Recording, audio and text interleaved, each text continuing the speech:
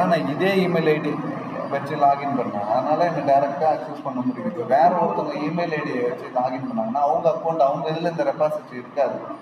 இப்போ அவங்களுக்கு நீ இங்கேருந்து இன்வைட்டை கொடுத்து அதை எப்படி ஃபேஸ்புக் இருக்குன்னா ஃபேஸ்புக்கில் உனக்கு ஒரு அக்கௌண்ட் இருக்கும், எனக்கும் ஒரு அக்கௌண்ட் இருக்கும். ஆனால் என் அக்கௌண்ட்டை நீ அக்சஸ் பண்ணால் நான் ரிக்வஸ்ட் கொடுத்து நீ அக்சஸ் பண்ணி தான் பண்ணணும். அப்போ தான் நீ என்னோடய ஃபோட்டோஸ் எல்லாத்தையும் பார்க்கணும். அதே மாதிரி இது ஒரு அக்கௌண்ட் இருக்குன்னா நான் உனக்கு இன்வைட் கொடுத்து நீ அதை அக்செப்ட் பண்ணால் தான் இதில் இருக்கக்கூடிய ரெபாசிட்டியை நீ பார்க்க முடியும். அதே கான்செப்ட் தான். இப்போது நான் இதில் வந்து இப்போ இதில் வந்து ப்ராஜெக்ட் ஷேர்னு இருக்கும்.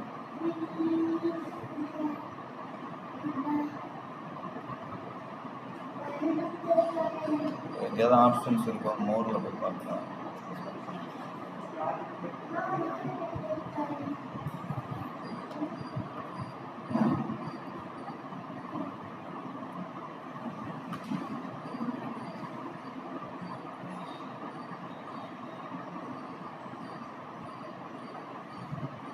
ரெபாசிட்ரி தான் கொடுக்கலாம்.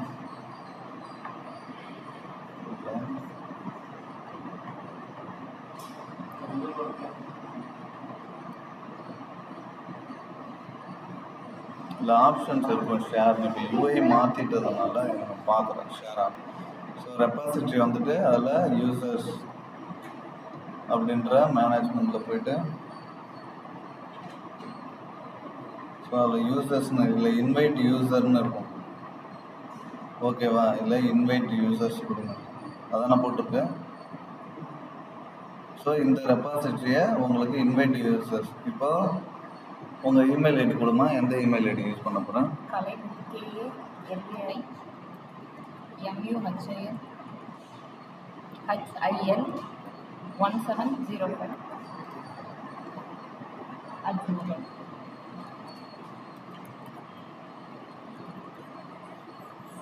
ஓகேவா? இப்போ இதை கொடுத்துட்டு இது யூசர் லெவலில் இருக்குது. இவர் யூஸராக வைக்க போகிறீங்கன்னா ப்ராடக்ட் அட்மினா இல்லை யூசர் அக்சஸ் அட்மினான்னு. அட்மின்னா அவரும் யாருக்காவது அக்சஸ் கொடுக்கலாம், இல்லை நார்மல் யூசர் அப்படின்னு வச்சிட்டிங்கன்னா ஸோ இது ஆட் குரூப். இப்போ இன்வைட் யூசர்னு கொடுத்துட்டீங்க.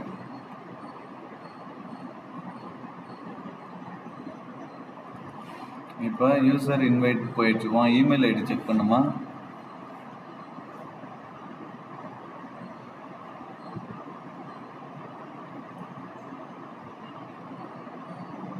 இப்போ வந்து இப்போ இதில் போய்ட்டு இந்த இன்வைட்டை அக்செப்ட் பண்ணுவாங்க.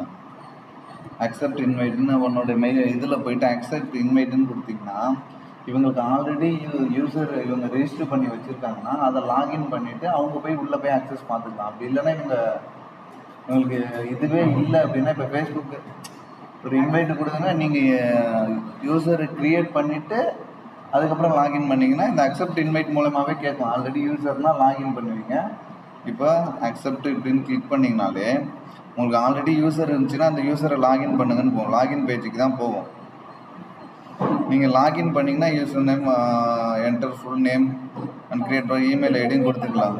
நீங்கள் க்ரியேட் பண்ணிவிட்டு உங்களுக்கு இது இல்லை, இது அவருடைய இது இல்லை சார். இப்போ நம்ம லேப்டாப்பில் பண்ணதை தான் சொல்கிறீங்க. ஆமாம், திரும்ப உனக்குன்னு ஒரு அக்கௌண்ட்டை க்ரியேட் பண்ணிவிட்டு அதில் நீ எதுவும் ரெபாசிட்ரி க்ரியேட் பண்ண வேணும்.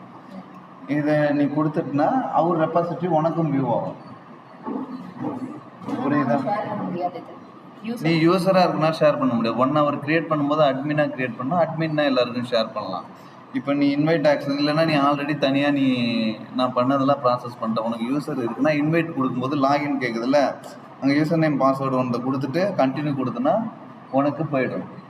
உனக்கு அந்த ரெபாசிட்ரிலாம் வியூ ஆகிடும். அவர் எல்லாம் ஆக்சஸ் கொடுத்துட்டாருன்னா. புரியுதா? ஸோ அவ்வளோதான். ஸோ இப்படி தான் ஒரு கம்பெனி. ஃபஸ்ட்டு நீங்கள் போய் ஒரு எம்ப்ளாயி ஆல்ரெடி அவங்கள்ட்ட ரெபாசிட்ரி இருக்கும், நிறைய பேர் ஒர்க் பண்ணுவாங்க. ஒர்க் பண்ணும்போது நீ புதுசாக போகும்போது உனக்கு ரெபாசிட்ரி ஆக்சஸ் வாங்க ஒரு மெயில் கொடுங்கன்னுவாங்க. நீங்கள் ஒரு மெயில் போடணும், இந்த மாதிரி I don't have a repository access, kindly provide that access for further process அப்படின்னு நீங்கள் போடுறீங்க. அப்படின்னா உன்னோட உனக்கு ஒரு இமெயில் ஐடியே இருக்காது ஆஃபீஸில். அப்போ அவங்க க்ரியேட் பண்ணிவிடுவாங்க. அந்த இமெயில் ஐடி அவங்க கொடுத்தனா அந்த இமெயில் ஐடியை வச்சு கொடுத்தனா அந்த இமெயில் ஐடிக்கு இன்வைட்டை அவங்க அனுப்புவாங்க. சம்டைம் அந்த இமெயில் ஐடியை வச்சு அவங்களே யூசர் நேம் பாஸ்வேர்டை க்ரியேட் பண்ணிட்டு அந்த யூசர் நேம் பாஸ்வேர்டை உனக்கு அனுப்பிவிடுவாங்க. அதுக்கப்புறம் ஃபர்தராக நீ லாகின் பண்ணலாம், இப்படியும் பண்ணலாம். இல்லை இன்வைட் அனுப்பிடுவாங்க, இன்வைட் அனுப்புனதுக்கப்புறம் நீ யூசர் நேம் பாஸ்வேர்டை க்ரியேட் பண்ணிக்கணும். சம்கேஸ் அந்த ஆஃபீஸ்க்குன்னு ஒரு ஸ்டாண்டர்ட் இருக்கணும். ஃபர்ஸ்ட் நேம் உன்னோட நேமாக இருக்கணும், செகண்ட் நேம் உன்னோட செகண்ட் நேம் வந்து _, கம்பெனியோடைய நேமாக வரணும். இப்படிலாம் ஒரு ஃபார்மெட் இருக்குது யூசர் நேம், அதை நீங்கள் ஃபாலோ பண்ணுவீங்க. அது ஒரு யூசர் நேம் இப்படி தான் வைக்கணும், ஒரு ஃபார்மெட்டுக்கு சொல்லுங்கள். அதை வச்சு நீங்கள் கொடுத்துட்டிங்கன்னா அந்த யூசர் நேமை நீங்கள் திரும்ப கொடுத்தீங்கன்னா உங்களுக்கு உள்ளே இருக்கக்கூடிய ஒவ்வொரு ப்ராஜெக்ட்டுக்கும் ஆக்சஸ் கொடுப்பாங்க. புரியுதா? இப்படி தான் என்ன பண்ணுங்கள், நீங்கள் வந்து இதை அக்செப்ட் கொடுத்துட்டிங்களா, நீங்கள் லாகின் பண்ணதுக்கப்புறம் அக்செப்ட்னு கொடுத்து இன்வைட்டுன்னு பண்ணி பாருங்கள். அதுக்கப்புறம் உங்களுக்கு கெப்பாசிட்டி வரும். அதுக்கப்புறம் நீங்கள் என்ன பண்ணலாம், நீங்களும் ப்ராஜெக்ட் எடுத்து இது பண்ணலாம். இப்போது இது ஓகே தானே? இப்போ இதில் பிரான்ச்சஸ் வந்து நீங்கள் ஒரு பிரான்ச்சு இன்னொருத்தவங்க பிரான்ச்சு க்ரியேட் பண்ணலாம். அது எப்படின்னா, இப்போ நான் இருக்கிறது மெயின் பிரான்ச், ஓகேவா? கெட்டு பிரான்ச்சுன்னு ஒவ்வொரு வாட்டி உங்களுக்கு டவுட் இருக்குன்னா, எந்த பிரான்ச்சில் இருக்கீங்கன்னு டவுட் இருக்குன்னா, நீங்கள் எப்போனாலும் கெட்டு பிரான்ச்சுன்னு போட்டிங்கன்னா மெயின் பிரான்ச். இப்போ மெயின் பிரான்ச்சு தான் இருக்குது. நான் ஒரு புதுசாக ஒர்க் பண்ண போகிறேன், நான் வந்து ஒரு சேஞ்சஸ் ஒர்க் பண்ண போகிறேன். இப்போ எப்படின்னா டெலிட் ஃபங்க்ஷனாலிட்டியே ஒர்க் பண்ண போகிறேன். டெலிட்னு பட்டனை கிளிக் பண்ணால் எல்லா டேட்டாவும் டெலிட் ஆகிடணும் அப்படின்னு இது வரைக்கும் இல்லை. அந்த ரெக்குவயர்மெண்ட்டை நான் ஆட் பண்ணும்போது அப்போ நீ வந்து இந்த மெயின்லேயே கோடை கமிட் பண்ணக்கூடாது. மெயின் அப்படின்றது அது காமன் பிரான்ச். நீ செப்பரேட்டாக ஒரு பிரான்ச் எடுத்து அதில் தான் ஒர்க் பண்ணணும். ஏன்னா இந்த கோடு அதில் வந்து மெர்ஜ் ஆகாது, அந்த பிரான்ச்சில் தான் இருக்கும். இந்த கோடு ஒர்க்கிங் கோடு, நீ எடுத்ததுக்கப்புறம் ஏதாவது ஒர்க் ஆகலைன்னா அந்த கோட்டை தூக்கி விட்டு இந்த கோடை மட்டும் வச்சு போகலாம். அதுக்காக தான் இந்த கோடை மெயினில் டச் பண்ணக்கூடாது. கெட் அப்போ நீ ஒரு தனி பிரான்ச்சாக க்ரியேட் பண்ணணும். எதோட டாப்பாக வச்சு மெயினில் வச்சுட்டு க்ரியேட் பண்ணால் மெயின் வந்து அதோட பேரண்ட் பிரான்ச்சாக அது கீழே ஒரு பிரான்ச்சு க்ரியேட் ஆகும். அப்போ மெயினில் அன்றைக்கி நீ க்ரியேட் பண்ணுறப்ப இருக்கிற கோடு அப்படியே அதுக்கு நீ க்ரியேட் பண்ணுற பிரான்ச்சுக்கும் வந்துடும். அதுலேருந்து நீ எக்ஸ்டெண்ட் பண்ணி ஒன் சேஞ்சஸாக பண்ணலாம். ஃபார் எக்ஸாம்பிள்,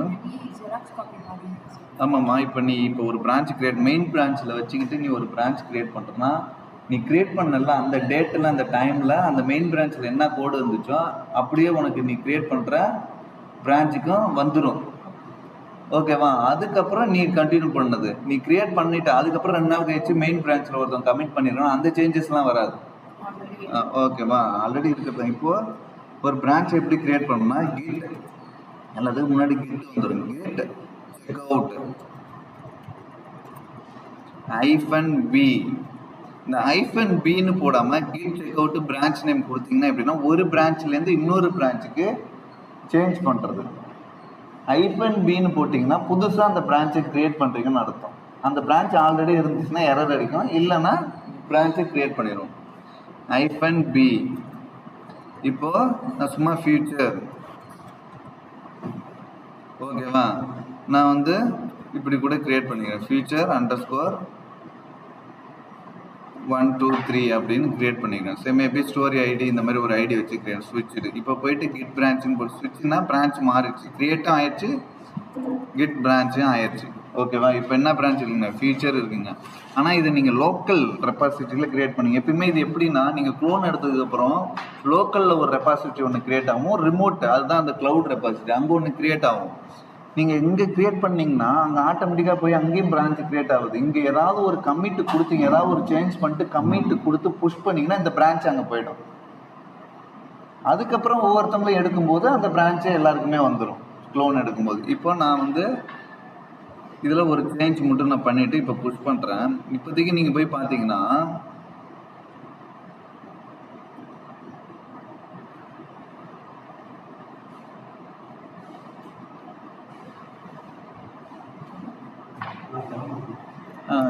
கிளம்புங்க, நாளைக்கு நான் எடுக்கிறேன் உங்கள் கிளாஸை.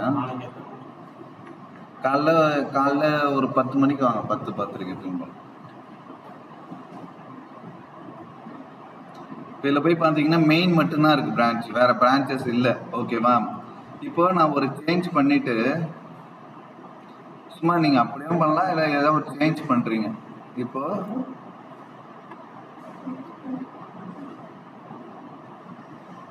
நான் இங்கே ஒரு லிஸ்ட்டு க்ரியேட் பண்ணுறேன்.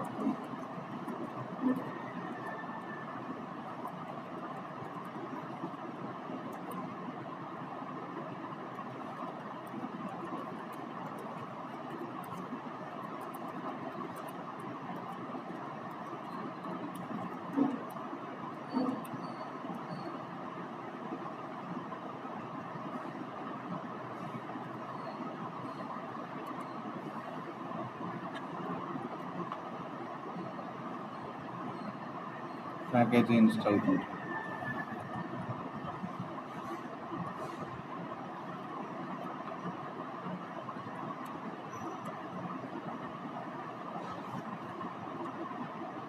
ஓகேவா? ஜஸ்ட்டு இந்த சேஞ்சஸ் நான் பண்ணிக்கிறேன்.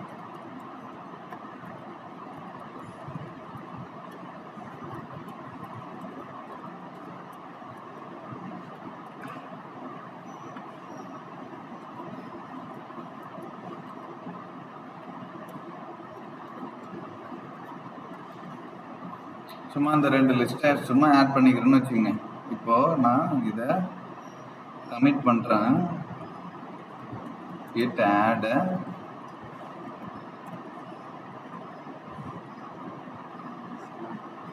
ஓகே, ஸ்பேஸ் விடணும். அதனால் எரர் அங்கே பாருங்கள், git add not similar comment. இப்போ வந்துச்சு. அது ஏதோ வார்னிங் காமிக்குது, அதை விட்டுருங்க. git என்ன அது?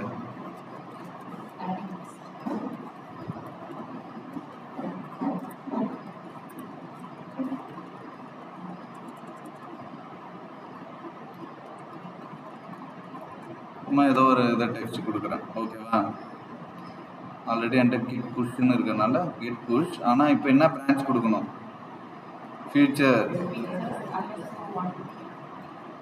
1 2 3 இந்த பிரான்ச்சில் போய் அது புஷ் ஆகும். இப்போ கோடு புஷ் ஆகிடுச்சு, இந்த பிரான்ச்சும் அங்கே போயிடும். அது ஒரு இதில் இது ஒரு ஜோனில் இருக்கிற மாதிரி, அது ஒரு ஜோனில் இருக்கிற மாதிரி, அது ஒரு பிரான்ச்சில். ஆனால் 2 பிரான்ச்லையும் டிஃப்ரெண்ட் கோடு இருக்கும். 2 வேறு சோர்ஸு. அதை அப்படியே க்ளோன் எடுத்து காப்பி பண்ணி இன்னொரு ஃபோல்டரில் வைக்கிற மாதிரி. புரியுதா? இப்போது நீங்கள் போயிட்டு 2 பிரான்ச் வந்துருச்சா? இப்போ நீங்கள் மெயினில் போய் பார்த்தீங்கன்னா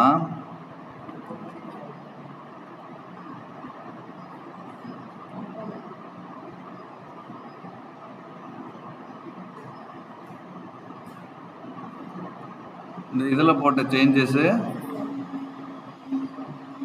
சிஸ்அவுட் மட்டும்தான் இருக்கும், கீழே போட்ட சேஞ்சஸ் இருக்காது. புரியுதா? இப்போ இதுவே நான் பிரான்ச்சை மெயின்லேருந்து ஃபியூச்சர் நான் மாற்றுறேன். அதே கிளாஸே தான் லோட் ஆகுது, ஏன்னா நான் அந்த லொக்கேஷனில் இருக்கேன்ல.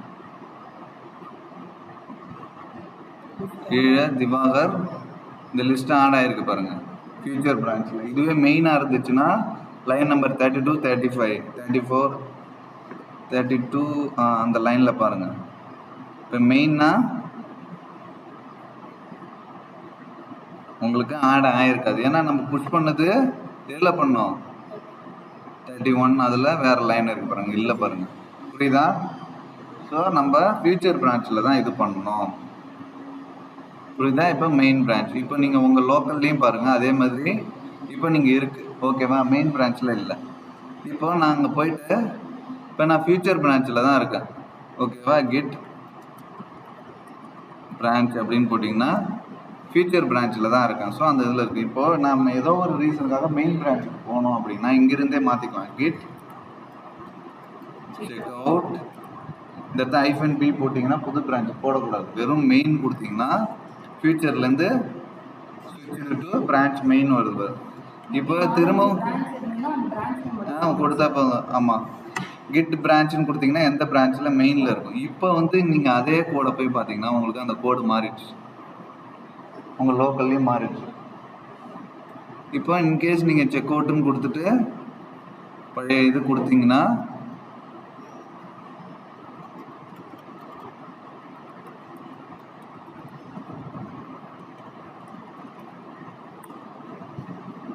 இப்போ உங்களுக்கு ஸ்விட்ச் ஆயிடுச்சு. டக்குன்னு ஒரு கிளிக் ஆகி இந்த டேட்டா வந்துச்சு பாருங்கள்.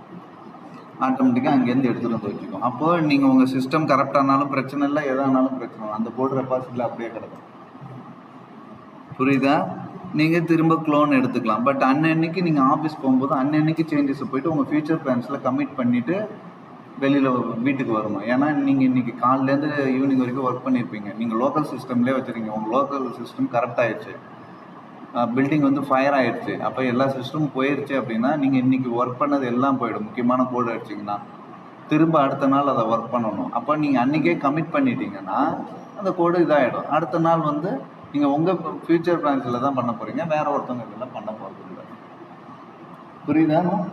ஸோ இப்படி தான் கிட்டு இது பண்ணுறது. ஸோ இப்போ நீங்கள் அவங்க இன்வைட் பண்ணி இது பண்ணிட்டாங்கன்னா இந்த சேஞ்சஸ் வரும். அவங்களால இப்போ எல்லா பிரான்ச்சும் பார்க்க முடியும். மெயின் இது இப்போ அவங்க வந்து மெயின் பிரான்ச்லேருந்து இன்னொரு பிரான்ச் எடுத்து அவங்க ஒரு ஒர்க் பண்ணலாம்.